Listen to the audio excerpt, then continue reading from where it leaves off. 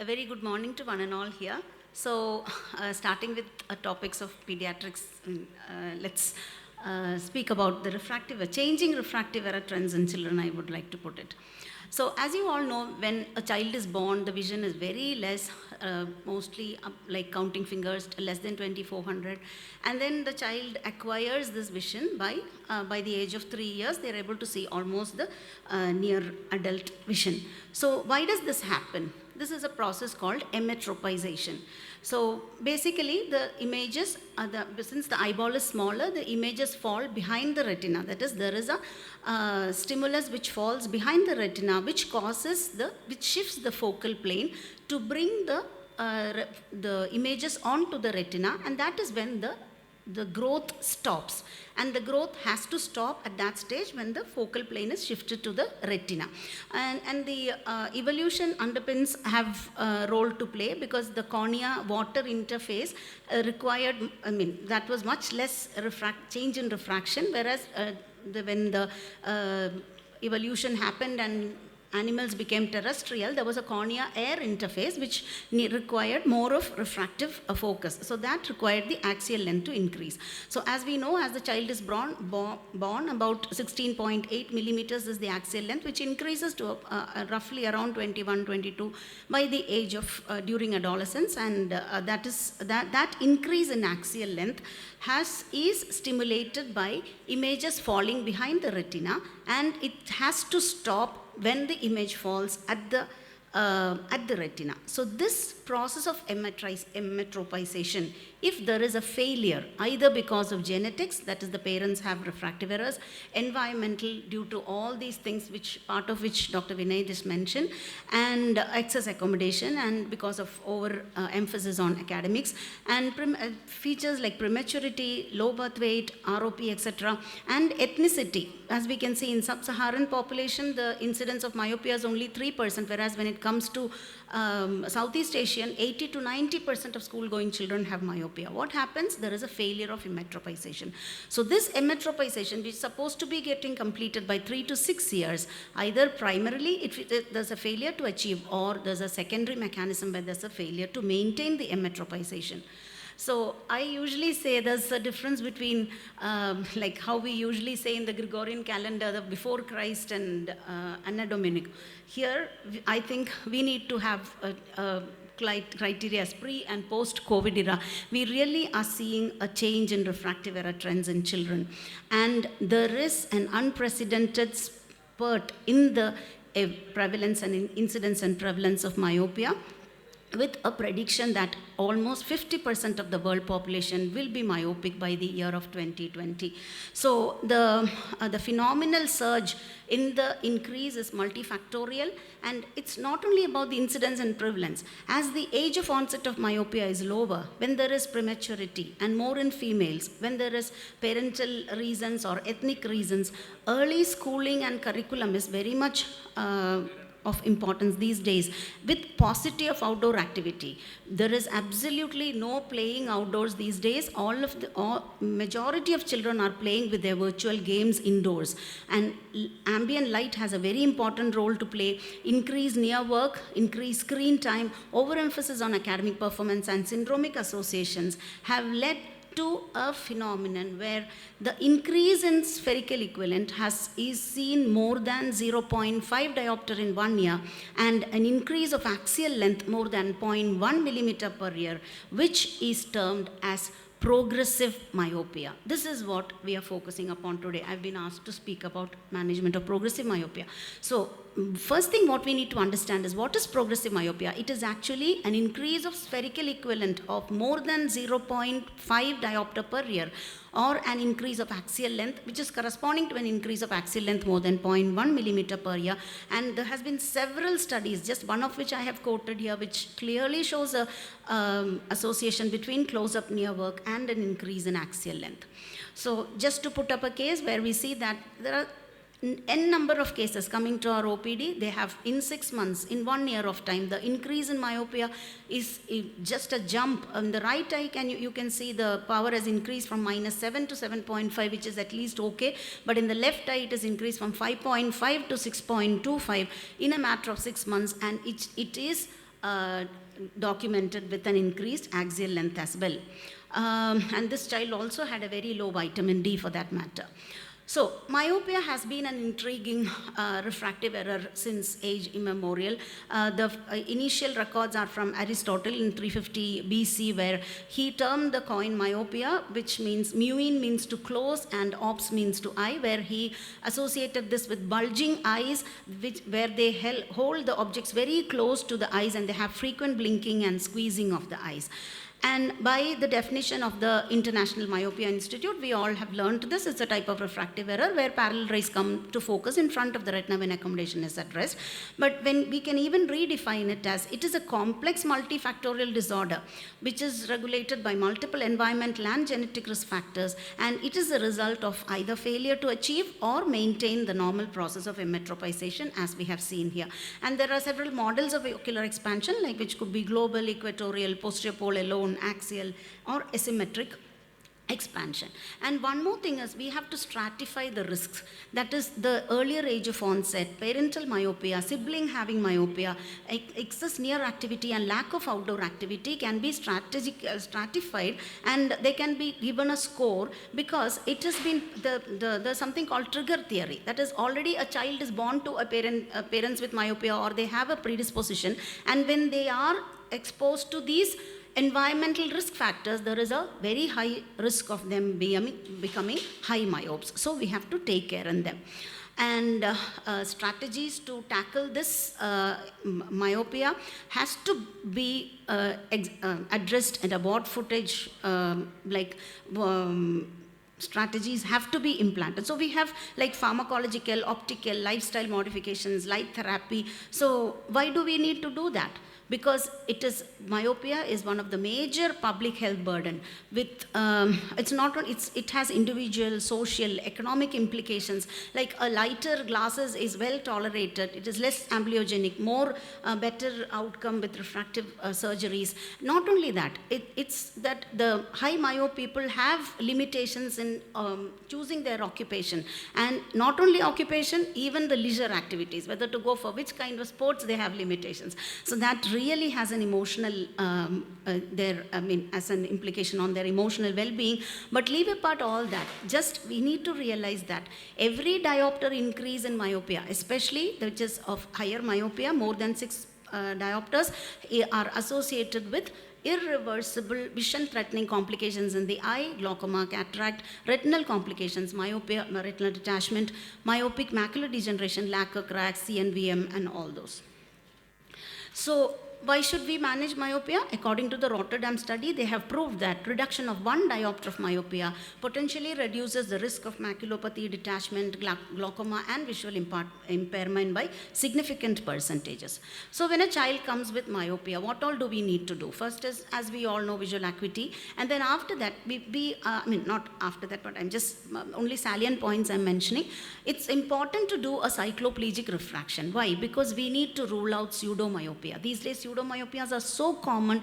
Children are into too much of gadget time near work that many of the children, when we do a proper cycloplegic refraction, we find that the actual values are much lesser than that we got in the AR in the initial reading. And duochrome test, initially when I was a student in 97, I was taught that we need to prefer red in the duochrome chart. But now it is not like that. We should not undercorrect myopia is the new norm. We have to make sure that red equals to green should be what we are telling the optometrist to aim for. And we need to also look at the mesopic and the photopic pupil size and look for phorias. Usually exophoria is very much common, but then we need to look for near esophoria. And we need to do dynamic refraction and look for, like in MEM retinoscopy, we need to look for accommodation lag. In these two conditions, where there's a near esophoria and a accommodation lag, we need to give the children progressive addition lenses, bifocal lenses. That really helps in improvement of or prevention of progression of myopia as well. And there's something called peripheral refraction, where we look for relative peripheral hyperopia, in which case the more apt option for them would be to go for peripheral defocus glasses, myopia control glasses. I also ask for vitamin D levels just to get to know their level of outdoor activity, and to measure the axial length is also very important, and to note that whether the axial length correlates with the myopia. So we need to identify the true axial myope. So if the axial length is not correlating with the cycloplegic spherical equivalent, please look for the position of the lens, the refractive or the any cataract, or look for the cornea. Is there any formifrostate keratoconus? And unless we rule out that, then only we need to think of progressive myopia. So the first and foremost, as we said, is pharmacological, and this acts on the efferent pathway. The usual, nowadays, the concentration of the atropine what we are using is 0.01%, which is to be used at night. And then I usually tell patients, like this drops have not been seen to cause any of the side effects which we expect from atropine, like pupillary dilatation, photophobia, mydriasis, reading difficulty, nothing. But the only side effects which we notice is the rebound, increase in myopia if the doses are missed very often, or if it is stopped abruptly. So at least for 2 years they need to use it every day, and then I usually taper. Some doctors don't taper, they stop it and then they give a washout period and then restart it sometimes. So the mechanisms of action are it acts on the muscarinic M1, M2 receptors, but not only that, it causes an increment in the dopamine level of the RPE and amacrine cells, and also it decreases the glucosaminoglycan secretions in the scleral fibroblasts, all of which would help in prevention of progression of myopia. So atropine is a drug which was interestingly used by old Egyptian queens to look beautiful and attractive, they say. But it was Pollock who first experimented the use of atropine for control of myopia. But he also said to avoid near work. So the importance of the near work on the incidence of high myopia has been there since time immemorial. Plenty of studies, lots of research has gone into, especially in the post-COVID era, but then we see that ATOM 1, 2, 3. So ATOM 1 and 2 mainly looked into the concentrations. Initially, the 1% was used, which had lots of side effects and more of rebound. So finally, it has come up to 0.01%. But then, even in the ATOM 3 study, it was usage of 0.01% for pre-myopes. Let us identify children who have a risk for development of myopia, and they are in the pre-myope, like plus 0.75 or plus 5 to minus 0.5, that range, and to treat them with 0.01 low dose atropine. Even that has found to be effective. And the recent study is the LAMP study, where the last report in March 2024, they showed that over 5 years, use of 0.05% was better than using 0.01% with regard to the control of myopia. But as the concentration increases, that's 0.025% or 0.505%, all seem to have a slightly more rebound phenomena than in the lower concentrations. And it's always said that children should be considered for retreatment, and retreatment has equal effect as the primary treatment. The similar results have been obtained in India as well. And the next, coming to the effect on the afferent pathway. So that is the various optical measures. As I mentioned before, accommodative lag or near isophoria warrants a bifocal or a progressive addition lenses to be prescribed. And whereas when we notice that there is a relative peripheral hyperopia, there we need to consider the peripheral defocus. What is the principle behind the prescription of these defocus glasses? This is the thing. That is, we said it is the image falling behind the retina which acts as a trigger for eyeball elongation. Now what's happening when we are prescribing a normal myopic glasses, in the fovea, this is actually coming to a focus. But eye being oblong and not being a very perfect circle, the peripheral rays are actually falling behind the retina, and that would cause a trigger again for the eyeball to elongate. So a properly corrected myopic glasses would actually increase the stimulus for the eyeball to elongate because of the peripheral defocus. So that is what we are trying to correct. So as we see the optimal correction, the peripheral defocus has to be rectified. And how do we measure this peripheral refraction? We were saying that we need to measure the peripheral, we need to make sure that there's a relative peripheral hypermetropia, only then we need to prescribe these glasses. So one method is by using these special autorefractometers, open field AR. But in the practical situation, patient, what we can do is we can mark 10 degree, 20 degree on both sides of the central line and ask the patient to look at that side, and then we can measure the peripheral refraction. And there are various types of glasses which are available. D-Focus incorporated multiple segments by Hoya, highly spherical lenslet target, that is HALT lenses from Essilor company, and cylindrical annular refractive elements from the Zeiss MyoCare lenses are available. Other optical methods like contact lenses are not much rampant in our country, more because of hygiene issues, because of safety issues, because of the contact lens use.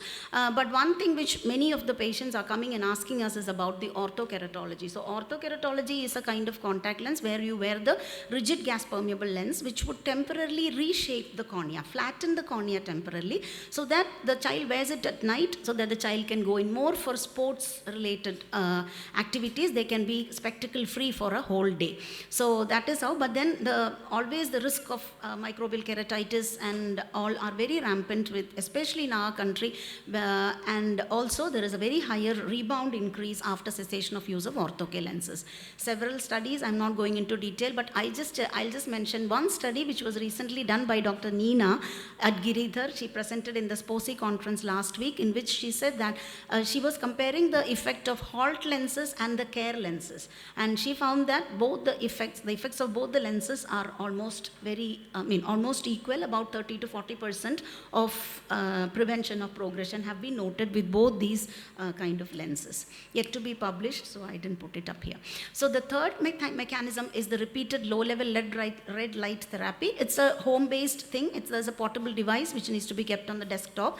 3-minute session twice daily of 5 minutes 3-minute session with 4 hours in between for 5 days a week. So this also seems to be helping the choroidal circulation and therefore preventing progression of myopia. Now, I would say this is one of the most important thing we need to advise all the children who are coming to our clinic to increase their outdoor activity. There are several reasons why we need to increase the outdoor activity. That is the sunlight, especially the sunlight, exposure to sunlight is very, very important rather than the artificial light. The lux itself is too high when comparing the sunlight is about 10,000 to 20,000, whereas the indoor is around in hundreds or maximum up to thousands. So that has a very important role in the prevention of progression, because it is supposed to increase the dopamine release. It's supposed to cause pupillary constriction, whereby the peripheral blur is much reduced. There is vitamin D is supposed to be having a role. So all these, and the child looking at a far distance, the ciliary muscle is also relaxed. So whenever they lift their heads up, so all these factors add together, and therefore the emphasis of sunlight has to be specifically mentioned. And so ensure that the child spends at least 2 hours in outdoor. Yeah, and encourage children to take regular breaks. That is, even if reading, they have to take a break after 45 minutes of work. And the reading material has to be kept more than 20 centimeter away. So that is another thing. Maintain good posture. Children usually lie down and read. Discourage it. And ensure good lighting. Make sure that the child is always sitting in bright light. I usually tell them, let us have a study table outside your house, on the terrace, on the balcony, and let them sit there in bright sunlight and do their homework and their craft work and everything. That would help them a lot. Limit the child's digital screen time. One advice which usually we mention is to avoid the smaller, nearer screen and to go for a larger, farther screen. That is the TV screen. Since everybody have smart TV these days, it's better to have cast your screen share or screencast your online classes, your notes which the teacher sends you. Everything can be cast on to the larger, farther screen, and with the good light on, the room brightness and the screen brightness being equal, that would help a lot in reducing the digital eye strain and progression of myopia. And if at all the child has to use a computer, we advise using a separate mouse and a keypad and sit at least a few feet away, and with again the room light on with a large font, so that the eye strain is less. And a healthy diet with vitamin A rich food is supposed to be having a role as well. So the next thing, just the last slide, that is about the suggested algorithm. The child comes first onset. We just notice that the onset of myopia, we just prescribe glasses and we ask for 6 monthly follow-up, and we advise the lifestyle modifications. But if we notice that the child is progressing beyond 0.5 diopter per year, that is when we decide whether to start on low-dose atropine or myopia-controlled glasses. Now we have given low-dose atropine, the child comes, and then we notice that still the child is progressing. That is when we call it as a non-responder. We need to check for compliance, and then if the child is compliant. One more thing is, usually just a practical tip, if the child is using the drop himself or herself, many of the time I see that the progression is happening. Probably the drop is not going into the eye. So I usually insist that the mother or some other person instills the drop into the child's eye. And if it is a real non-responder, we need to increase the dosage to BD, or we can increase the concentration, which is going to be soon available. Pharmacological preparations are going to be available soon. Or we can combine it with the optical strategy. The child is already on low-dose atropine, we can ask them to add on myopia control glasses. If the progression is less, we just continue atropine. Usually I use it for 2 years, and then we start tapering, and then we stop it. So we target the progression less than 9 years, it should be less than 0.5 diopter per year. And in more than 9 years, it should be less than 0.3 diopters per year. And this is a myopia mantra, that is identify the true myope and identify the risk factors, and only the progressive myopes we need to advise these. So again, whom to treat, that's very important. We need to treat children of 4 to 16 years only if they seem to have progressive myopia with a strong family history, younger age of onset. But please, there's no point in treating a child with pathological myopia, syndromic myopia, myopia with glaucoma, with prematurity, simple myopic astigmatism. Many a times we see prescriptions with simple myopic astigmatism being prescribed low-dose atropine. So there's no use in astigmatism. Also, when astigmatism is more than when SIL is more than the sphere, also there's no point. And also myopic shift after cataract surgery, also there's no use. So the future, what we are expecting is, the recently studies are going on that IOP reducing agents have a role, dopamine, caffeine. So the more we unearth, more questions are raised than answered. So let us all join together to tame the pandemic, the myopia pandemic, which was going parallelly with the COVID pandemic, and let us ensure a good visual vision for the future generation. Thank you very much.